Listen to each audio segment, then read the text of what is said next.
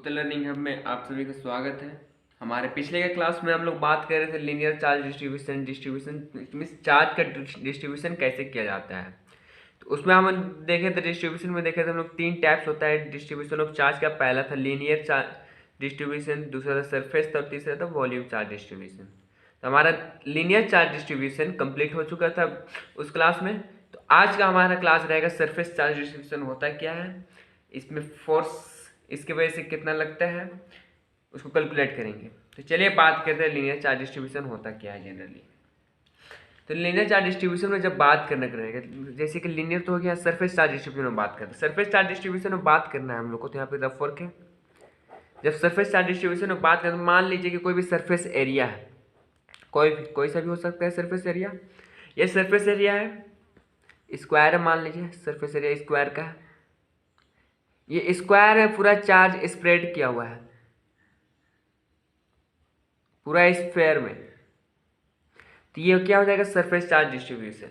इसी की जगह कोई और ऑब्जेक्ट रहेगा, मान लीजिए सर्कल है, सर्कल में अगर चार्ज पूरा स्प्रेड होना चाहिए पूरा बॉडी पे, सर्कल बॉडी पे, उसको हम लोग क्या बोलेंगे, surface charge distribution.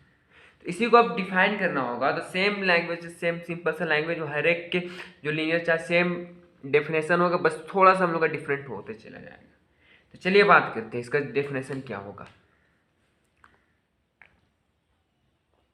when charge distributed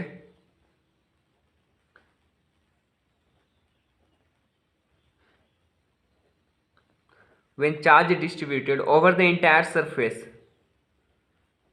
over the entire surface area of an object,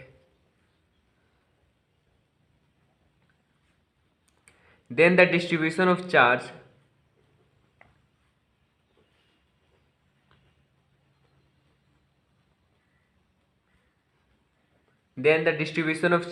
is called, क्या बोलेंगे इसको, surface charge distribution.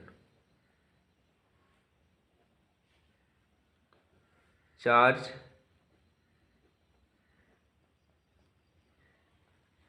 Distribution generally देखा जाए सरफेस चार्ज डिस्ट्रीब्यूशन बोलेंगे किसको, तो वहाँ पर वेन चार्ज डिस्ट्रीब्यूट, जब हम लोग चार्ज का डिस्ट्रीब्यूट करेंगे, कहाँ पर डिस्ट्रीब्यूट करेंगे, over the entire surface area. क्या पे कोई भी सरफेस एरिया है, एरिया में कोई भी ऑब्जेक्ट का अगर सरफेस एरिया, उसमें हम लोग चार्ज को अगर डिस्ट्रीब्यूट करते हैं तो उस डिस्ट्रीब्यूशन को क्या बोलेंगे, सरफेस चार्ज डिस्ट्रीब्यूशन बोलेंगे इसको। अब बात करेंगे इसको मेजर किससे करते हैं, इसका डिनोट किससे करते हैं। तो चलिए बात करते हैं इसको मेजर किससे करते हैं। It is measured by surface charge density, surface charge density से मेजर किया जाता है। अब बात करेंगे इसको डिनोट कैसे करते हैं। इट इज डिनोटेड बाय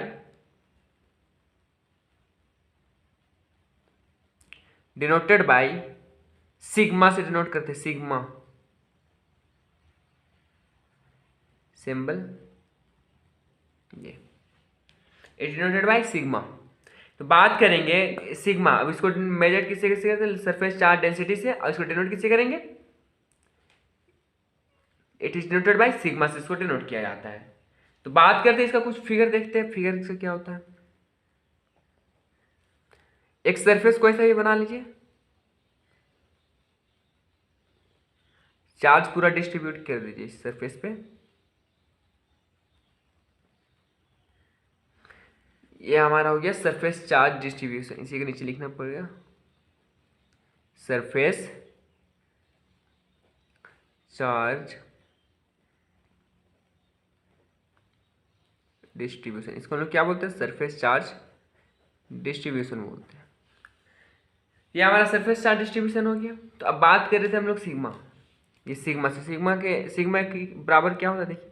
तो सिग्मा इक्वल टू होता है del Q divided by del A. इसमें इट मीन्स चार्ज है, चार्ज किस पे है, सरफेस पे है, इसको हम लोग डिनोट करते हैं इससे।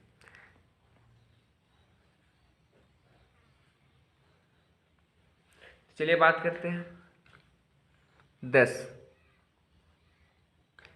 Charge per unit surface area, charge per unit surface area is called surface charge density. Surface charge किसको बोलेंगे? Surface charge density. यहाँ पे ऊपर बात किए थे ना, it is measured by surface charge density, तो वही वाला दस the charge per unit area surface होगा, पर यूनिट एरिया सरफेस या फिर सरफेस एरिया इज इक्वल क्या है? Surface charge density. अब बात करते हैं इसका एसआई यूनिट तो होगा कुछ, एसआई यूनिट क्या हो जाएगा? चार्ज है, चार्ज है ना, चार्ज का क्या होता है? कूलम। अब एरिया है तो एरिया का क्या हो जाएगा? Metre square, it means L square. जब इसको हम लोग अब लिखना पड़ेगा, तो इसको कैसे लिख सकते हैं हम लोग? इसको हम लोग लिख सकते हैं, कूलम का होता है सी मीटर इनवर्स। ये लोग बात करते हैं इसका डायमेंशन क्या होगा, देख लेते हैं।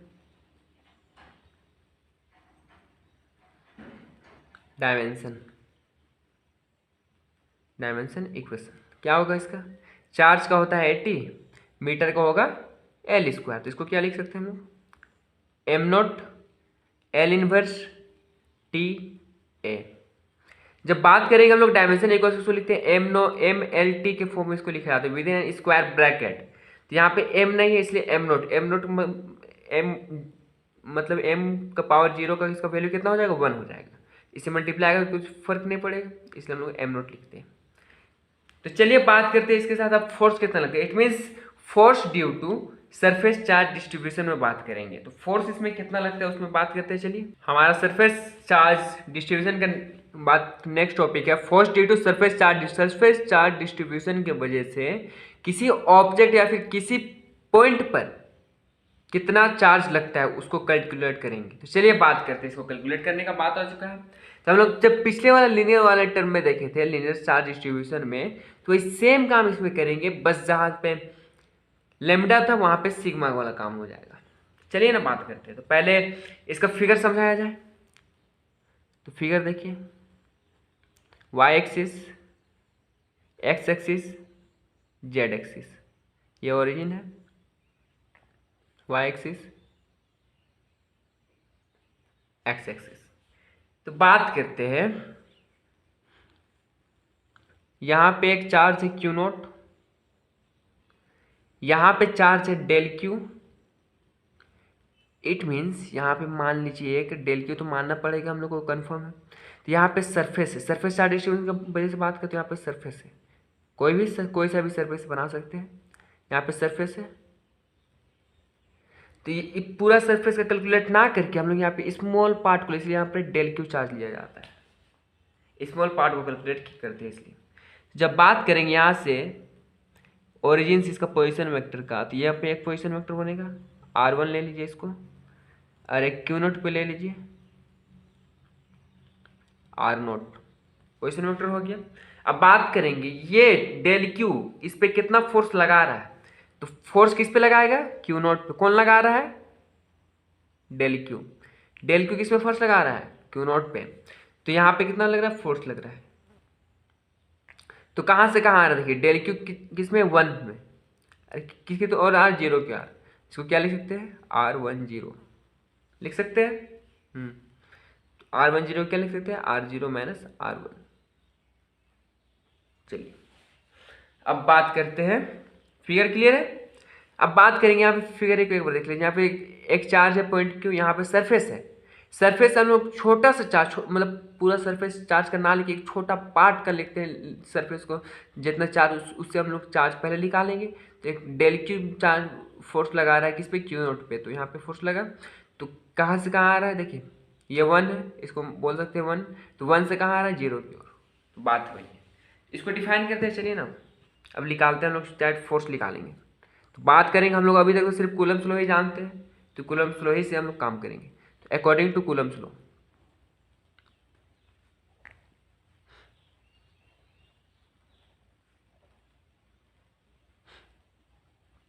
कूलम्स लॉ के अनुसार क्या होता है? तो कूलम्स लॉ में हम लोग सीखे थे ना, क्या सीखे थे? F = 1/, 4 पाई एप्सिलॉन नॉट सीखे थे, mod of Q1 mod of Q2 divided by R square into R का कैप सीखे थे हम लोग इसमें। तो जब बात करना हम लोग को किस पे फोर्स लग रहा है, डेल क्यू की वजह से फोर्स लग रहा है, तो यहाँ पर बात करेंगे therefore force due to del Q, it means del Q charge की वजह से फोर्स लग रहा है, तो वही बात करेंगे ना। तो डी एफ हो जाएगा, डेल हो जाएगा, मतलब पूरा नहीं लग रहा है फोर्स, तो क्या चाहिए 1/4 pi epsilon naught del Q, यहाँ पे क्या चाहिए हो जाएगा क्यू नॉट, कहाँ से कहाँ आ रहा है 1 से 0 की ओर, R10 का स्क्वायर इंटू R10 का कैप। तो चलिए बात करते हैं, इसी को एक्सपेंड करते हैं। तो डेल एफ इक्वल टू क्या, जो अरेंज करते हैं क्यू नोट को बाहर ले आते हैं ना, Q naught by 4 pi epsilon naught into del Q divided by R10 का स्क्वायर इंटू R10 का कैप। आप लोग भी हमारे साथ लिखते हुए चलेंगे। जब इतना हो चुका है, अब चलिए इसके बाद क्या होगा चलो देखते हैं। तो इसके बाद जब बात करेंगे, इसके बाद हम लोग जानते क्या है, देखिए पहले जानते क्या हम लोग जानते क्या है, हम लोग जानते हैं सरफेस चार्ज डेंसिटी क्या होता है, सरफेस चार्ज डेंसिटी हम लोग जानते हैं, surface charge density sigma equal to क्या जानते हैं, चार्ज किस पे चार्ज है, सरफेस पे। तो बात करेंगे डेल क्यू, यहाँ पे डेल क्यू है, तो डेल क्यू इक्वल टू क्या चीज हो जाएगा, सिग्मा इंटू डेल एस हो जाएगा।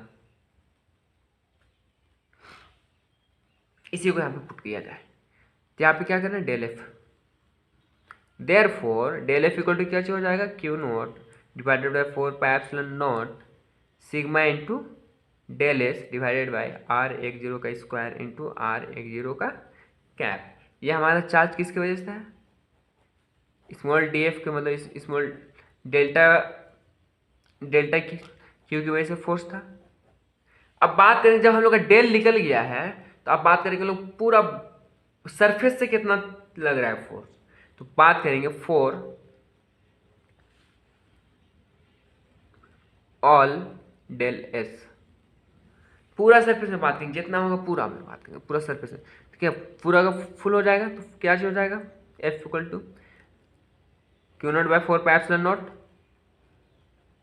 Summation all del S sigma into del S, इसी को लिख रहे हैं R10 का स्क्वायर इंटू R10 का कैप हो जाएगा। तो जब बात करेंगे हम लोग, जब वेन जो डेल एस है इसको स्टैंड करेंगे जीरो के बराबर, तो क्या चीज हो जाएगा F equal to Q naught by 4 pi epsilon naught integration S, इसमें surface sigma into del S R10 का स्क्वायर इंटू R10 का कैप। तो ये हमारा एक रिजल्ट हो जाएगा। आप एक रिजल्ट यहां पे छोड़ सकते हैं, ये एक रिजल्ट हो जाएगा हमारा।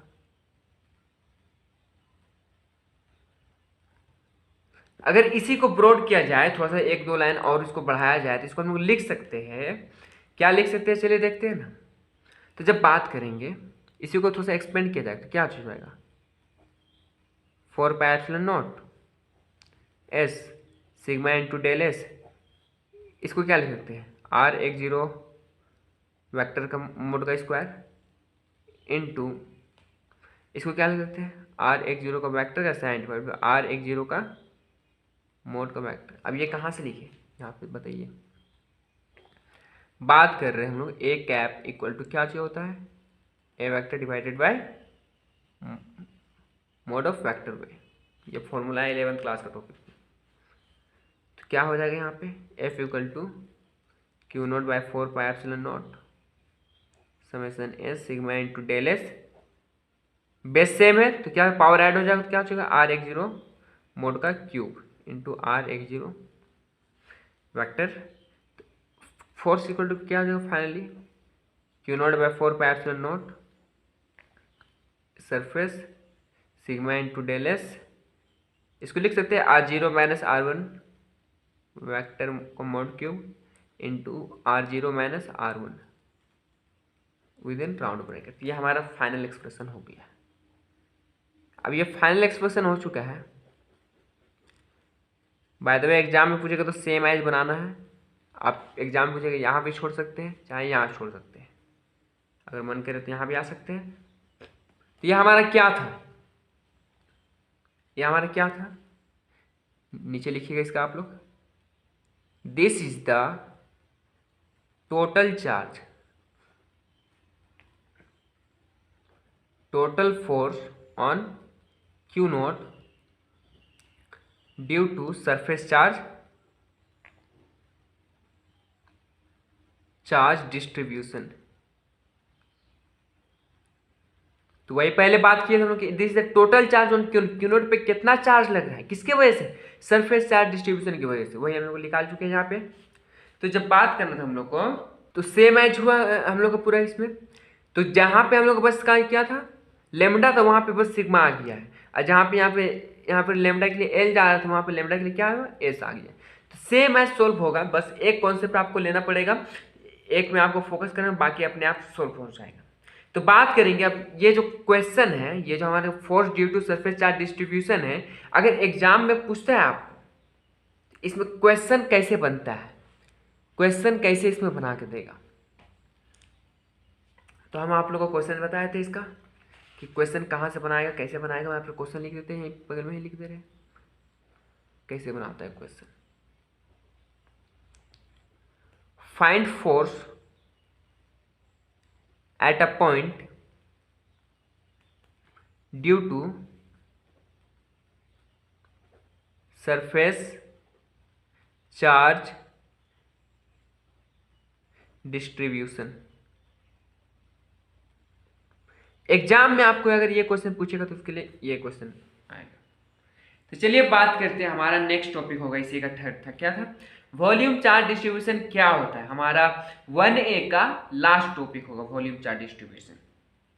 तो बात करते हैं हमारा volume charge distribution, next topic है हमारा। उसके सरफेस डिस्चार्ज डिस्ट्रीब्यूशन में कितना फोर्स लग रहा था, उसके बाद का हमारा टॉपिक है, और ये हमारा 1A का लास्ट टॉपिक है। इसके बाद हम लोग कुछ प्रॉब्लम बेस्ड कुछ प्रॉब्लम सोल्व करेंगे, जैसे कि हमारा 1A में जितना भी हमारा प्रॉब्लम होगा न्यूमेरिकल क्वेश्चन, वो सारा हम लोग सोल्व कर लेंगे। तो जब बात करते हैं वॉल्यूम चार्ज डिस्ट्रीब्यूशन होता क्या है, जनरली जब बात किए थे हम लोग सरफेस में, तो सरफेस में क्या था, सरफेस से मान थे हम लोग कोई भी मतलब ऑब्जेक्ट, उसका बाहर में जो चार्ज को स्प्रेड किया जाएगा। लेकिन जब बात करेंगे हम लोग वॉल्यूम का ना, तो वॉल्यूम का जब बात करेंगे, रफ वर्क है वॉल्यूम पूरा, वॉल्यूम में तो इट मीन हम वॉल्यूम पूरा बनाने के लिए हम क्यूब बना दे रहे हैं। ये क्यूब है, क्यूब का पूरा इट मीन्स पूरा वॉल्यूम में, इट मीन्स अंदर में पूरा पूरा, जैसे बकेट में वाटर कैसे फिल होता है वैसे यहाँ पे चार्ज फिल होना चाहिए। सेम कंडीशन हर एक में वही चीज़ होगा, तो इसको वॉल्यूम चार्ज डिस्ट्रीब्यूशन बोलेंगे। तो इसको जब डिफाइन करते हैं तो सिंपल लैंग्वेज सेम कंडीशन में डिफाइन भी किया जाएगा हम लोग का। तो इसको डिफाइन कैसे कर सकते हैं हम लोग, when charge is distributed, when charge is distributed over an entire volume of a object,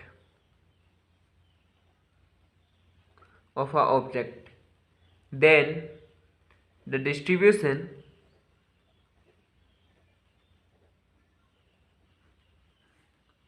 of charge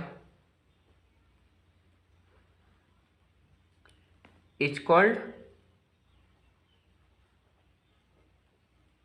volume charge distribution. Definition भी बाय द वे सेम जैसे आप लोगों को लग रहा है, बस कहीं पे एक दो वर्ड का सिर्फ चेंजेस हो रहा है, ताकि आप लोग को आज डेफिनेशन आसानी से याद हो सके। तो बात करते हैं इसको हम लोग मेजर किससे करते हैं, देखिए, it is measured by volume charge density. Denote किससे करते हैं, इट इज डिनोटेड बाय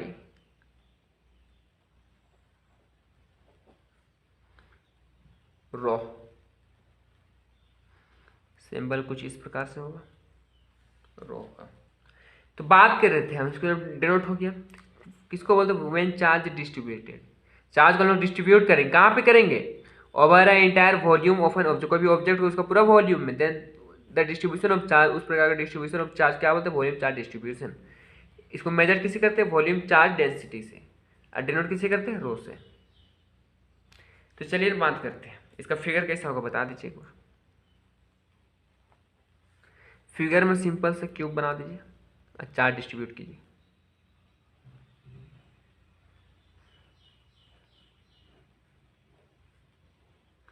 यहाँ पे हम चार्ज को डिस्ट्रीब्यूट करते हैं पूरा।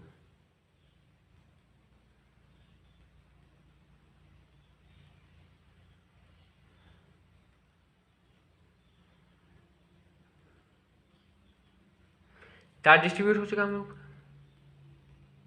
यही है हमारा volume charge distribution.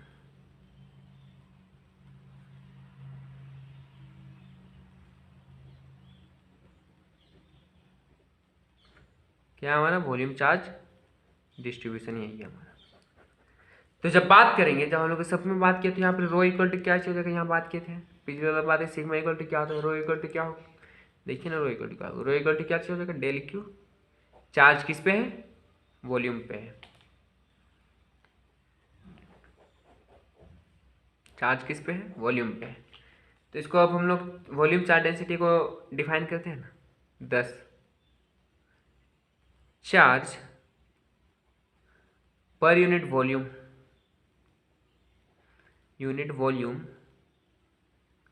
is called volume charge density. क्या बोलते हैं, वॉल्यूम चार्ज डेंसिटी। इसका कुछ ऐसा यूनिट होगा ना, ऐसा यूनिट देख लीजिए एक बार, ऐसा यूनिट क्या होगा, चार्ज का क्या होता है, कूलम्ब। वॉल्यूम का क्या होगा, मीटर क्यूब। इसको क्या ले सकते हैं, कूलम्ब इनवर्स। अब डायमेंशन देख लेते हैं इसका, डायमेंशन क्या होगा, dimension equation m0 L³ TA dimension. ये हमारा आया कहाँ से, आप लोग को एक डाउट कंफर्म होगा। तो बात करते हैं कूलम्ब। कूलम्ब का क्या चीज होता है, 80 होता है। मीटर क्यूब है तो मीटर क्यूब क्या होगा, लेंथ क्यूब होगा। इसको लिखिए, कैसे लिख सकते हैं, m नहीं है तो m0 लिखेंगे, l ऊपर जाएगा, l तो क्या होगा, इन्वर्स हो जाएगा TA। आया ये सेम, इसको लिखना नहीं है। तो ये हमारा हो गया वॉल्यूम चार्ज डिस्ट्रीब्यूशन क्या होता है। तो जब वॉल्यूम चार्ज डिस्ट्रीब्यूशन बात की है तो इसमें फोर्स सेम काम इसमें भी करेंगे, इसमें फोर्स निकालेंगे। Force due to volume charge distribution, मतलब वॉल्यूम चार्ज डिस्ट्रीब्यूशन से किसी पॉइंट पे कितना फोर्स लग रहा है, किसी ऑब्जेक्ट पे कितना फोर्स लग रहा है, वो हम लोग कैलकुलेट करना सीखेंगे। तो चलिए बात करते हैं, हमारा नेक्स्ट टॉपिक होगा वॉल्यूम चार्ज डिस्ट्रीब्यूशन के बाद force due to volume charge distribution. क्या निकालना है, फोर्स किसकी वजह से, वॉल्यूम चार्ज डिस्ट्रीब्यूशन की वजह से कितना फोर्स किसमें लगता है, वो हम लोग को कैलकुलेट करना है। तो चलिए ना बात करते हैं वॉल्यूम चार्ज डिस्ट्रीब्यूशन में कितना फोर्स कैसे लगता है। तो सेम इसमें पहले फिगर में समझेंगे, वाई जेड, ये एक्स एक्सिस है, ये ओरिजिन है। यहाँ पे एक वॉल्यूम है, वॉल्यूम इट मीन्स यहाँ पे क्यूब बनाते हैं हम, छोटा सा क्यूब बना रहे हैं हम। यहाँ पे चार्ज स्प्रेड है पूरा, चार्ज स्प्रेड है पूरा। अगर चार्ज स्प्रेड है तो यहाँ पे हम लोग को, और एक यहाँ पे हमारा पॉइंट है क्यू नोट। यहाँ पे बात करेंगे पोजीशन वेक्टर, एक ये पॉइंट पे बात करेंगे क्यू नोट पे। इसका पोजीशन वेक्टर होता है R1, इसका लगता है R0। तो जब एक चार्ज है, वॉल्यूम चार्ज डिस्ट्रीब्यूशन है, तो इसमें जब ये इस पर कितना फोर्स लगा रहा है वो हम लोग कैलकुलेट करना है। एफ कैलकुलेट करना है, कहाँ से कहाँ, R10। क्या लिख सकते हैं, R0 - R1 लिख सकते हैं। तो बात करेंगे यहाँ पे हम लोग पूरा चार्ज को ना लेके हम लोग किसको लेंगे, डेल क्यू को लेंगे। डेल क्यू स्मॉल चार्ज को हम लोग लेके इंक्लूड चलेंगे। तो चलिए इसको मूव करते हैं। यहाँ पे आप लोग क्यूब थोड़ा बड़ा बनाइएगा, क्यूब थोड़ा बड़ा साइज में तो अच्छा बनाइएगा। तो चलिए बात करते हैं हम लोग, इसको बात करते हैं। तो सेम बात करेंगे इसमें भी according to Coulomb's law. Coulomb's law के अनुसार ही चलेंगे, हम लोग को वही आता है, काय की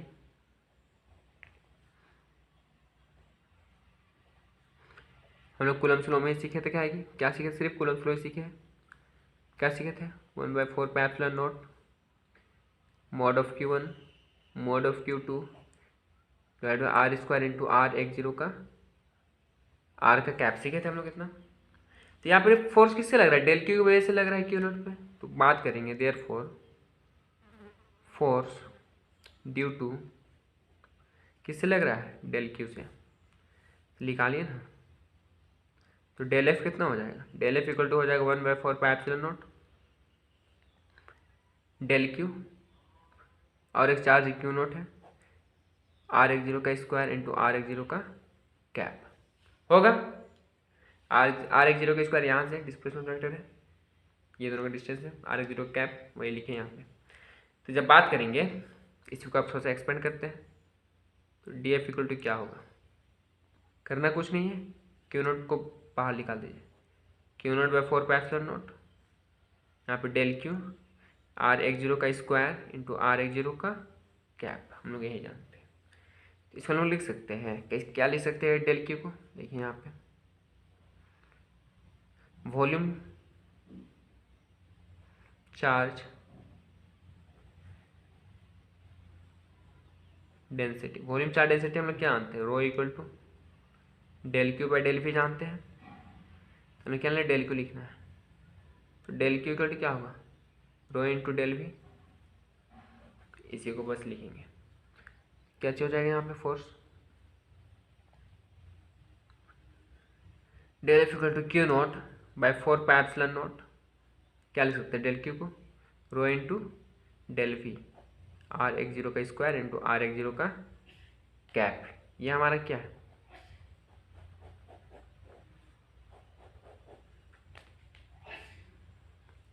ये क्या है, फोर्स है, किसकी वजह से फोर्स लगा, डेल क्यू चार्ज की वजह से। इसको लिखेंगे this is the force on Q0 due to small volume density. Del Q वजह से, डेल क्यू क्या स्मॉल पार्ट होता है वॉल्यूम का, तो ये हमारा डेल क्यू वजह से निकल गया। तो अब बात करेंगे टोटल कितना लगा है, नाउ टोटल फोर्स, टोटल निकालना पड़ेगा ना, total force due to volume charge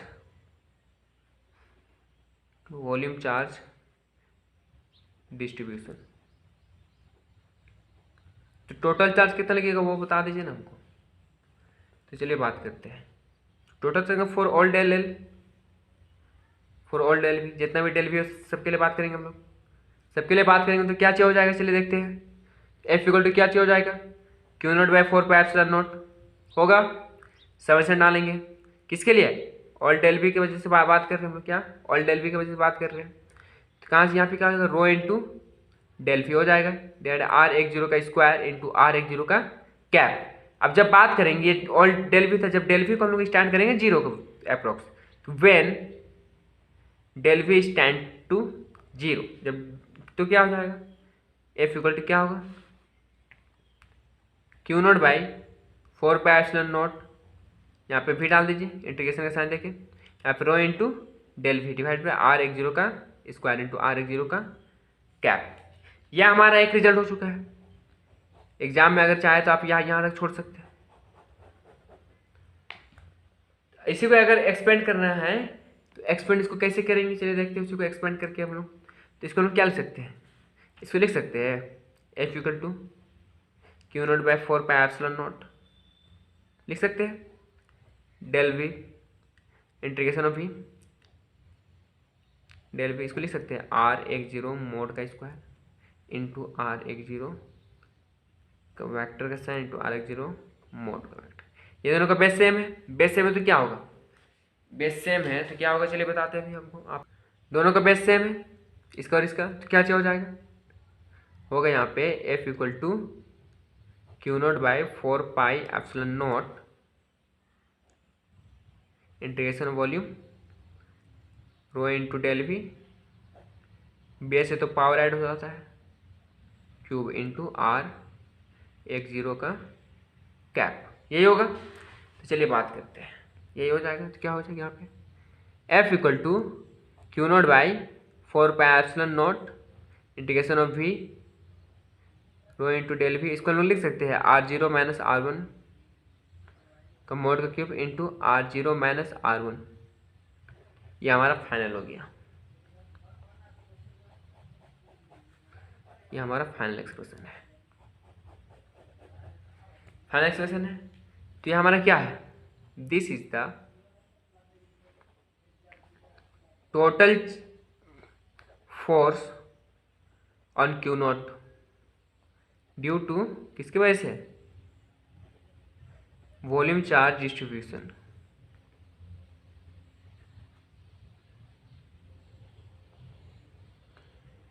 किसकी वजह से, वॉल्यूम चार्ज डिस्ट्रीब्यूशन की वजह से हमारा फुट लग गया है।